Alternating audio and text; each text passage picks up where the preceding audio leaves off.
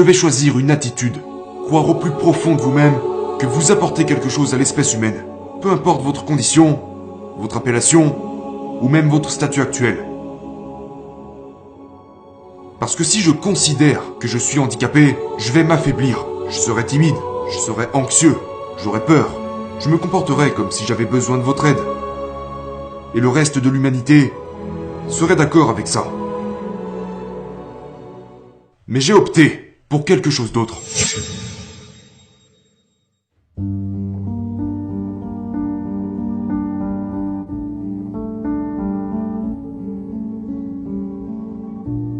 Leçon numéro 1. Ne croyez jamais une prédiction qui ne vous permet pas d'avancer. Quand je suis né, les médecins ont dit à mes parents que j'allais mourir dans les 24 premières heures de ma vie. 35 ans plus tard, tous ces médecins sont morts.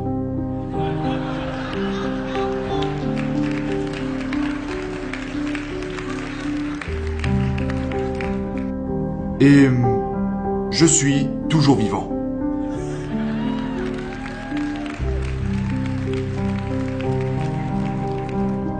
Ne croyez jamais une prédiction qui ne vous permet pas d'avancer. Combien de prédictions vous ont été lancées au cours de votre vie? Si vous croyez à des prédictions qui ne vous permettent pas d'avancer, vous allez dépérir et mourir. Mourir physiquement ou mourir spirituellement, tandis que vous parcourrez le monde comme une vraie carcasse, ne faisant rien d'autre que suivre les masses. On vous attribuera de nombreux titres au cours de votre vie. On vous dira tellement de choses différentes. Les seules choses que vous devez écouter sont celles qui vous permettent d'avancer. Je crois fermement à une chose qui m'a servi toute ma vie.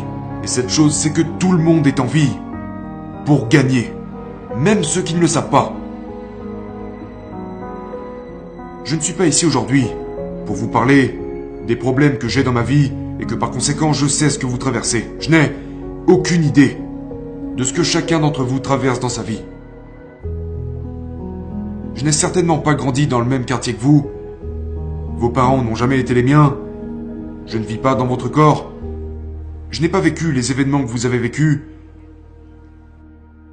Je ne suis expert que dans un seul domaine. Et c'est celui d'être moi-même. Et je fais ça vraiment bien.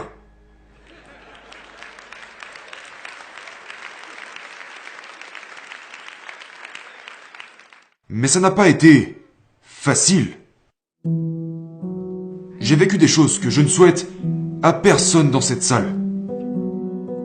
On m'a extrait des broches métalliques de la moelle épinière sans anesthésie. On m'a arraché des dents suite à des infections de la mâchoire qui m'empêchaient de mâcher ma propre nourriture. Tous les jours, au réveil, je dois me faire laver et soigner par un autre être humain. Heureusement, il se trouve que c'est une femme géniale, que j'ai en fait épousée.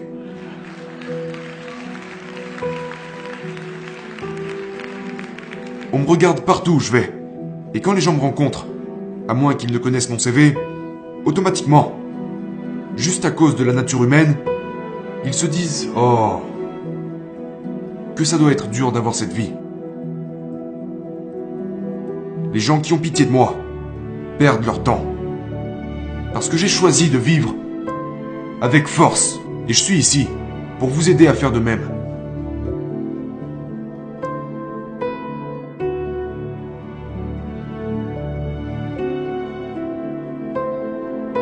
Laissez-moi vous dire ceci. On parlait de drogue tout à l'heure. Savez-vous quelle est la pire drogue ayant jamais frappé l'humanité? La pitié. Au moment où vous éprouvez de la pitié pour quelqu'un, ou au moment où vous vous apitoyez sur votre sort, vous êtes foutu. Vous étouffez complètement votre potentiel. Nous ne pouvons pas nous plaindre, et nous ne devons pas plaindre les autres. Oui, vous allez rentrer chez vous ce soir. Oui, vous serez libre, comme aiment le dire la plupart des gens. Je vais vous en parler. De la liberté. Je vais vous dire ce que j'ai choisi de considérer comme la liberté.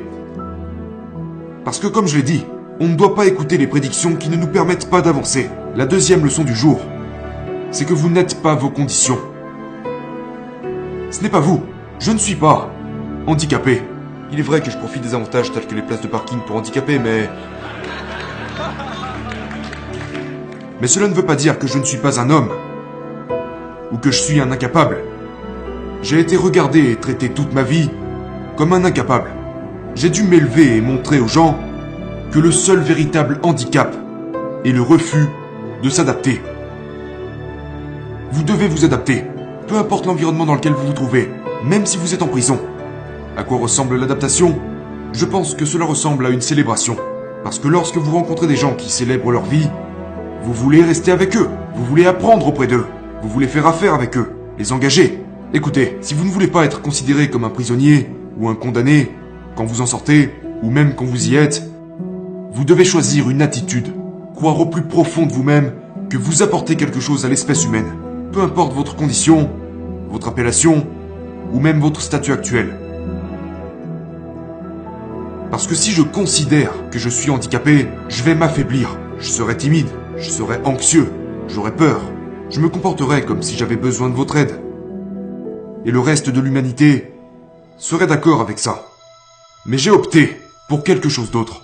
J'ai choisi d'être fort, j'ai choisi d'être un leader, j'ai choisi de m'exprimer pour faire bouger cette planète. Je vais vous dire pourquoi je suis né.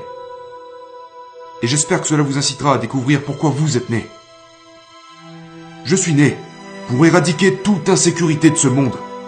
Parce qu'un être humain qui n'a pas confiance fait des choses idiotes. Lorsqu'on pense ne pas être assez bien, on cherche des validations extérieures, des éléments extérieurs pour tenter de croire que nous sommes assez bons.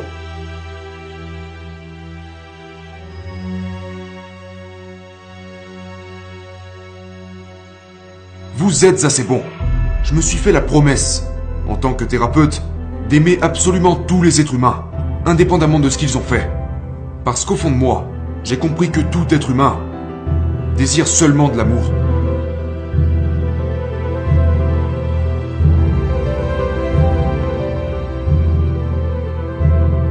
Même s'il est dur, même s'il fait peur, même s'il est méchant, pris dans le bon contexte, au bon moment, ils vous diront la vérité.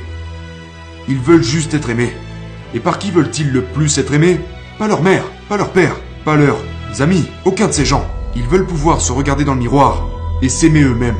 Et si vous arrivez à comprendre ça, alors vous êtes bien parti.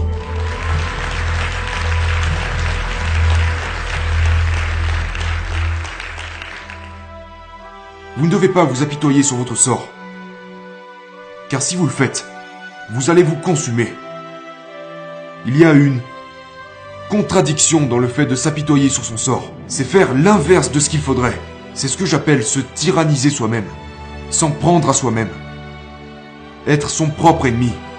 Et se dire que toutes ces idées négatives sont vraies, sont justes, que vous êtes fini, que vous avez échoué. Tout cela ne vous mènera à rien. Se malmener soi-même est la chose la plus dangereuse que vous puissiez faire. Vous ne pouvez pas vous permettre de vous apitoyer sur vous-même ou de vous malmener. Vous devez vous aimer. La dernière leçon que je vais partager avec vous aujourd'hui, c'est que la véritable prison n'est pas encerclée de barreaux, de barbelés ou de barrières électriques. Les vraies prisons n'ont pas de gardien.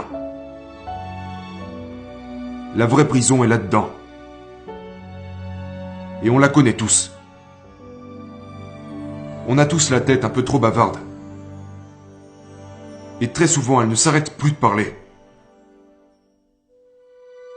Vous savez où trouver le salut ?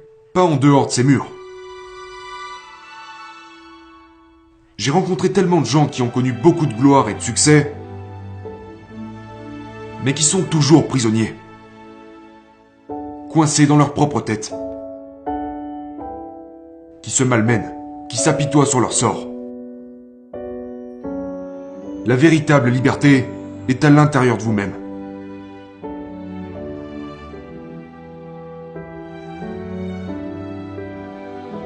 Quand vous déciderez enfin de vous aimer, que vous soyez en train de dormir en prison, ou dans une belle résidence, que vous ayez l'estomac plein, ou que vous ne sachiez pas quand sera le prochain repas, quand vous vous aimerez, quand vous aurez appris à maîtriser vos émotions, alors, et seulement alors, vous serez libre.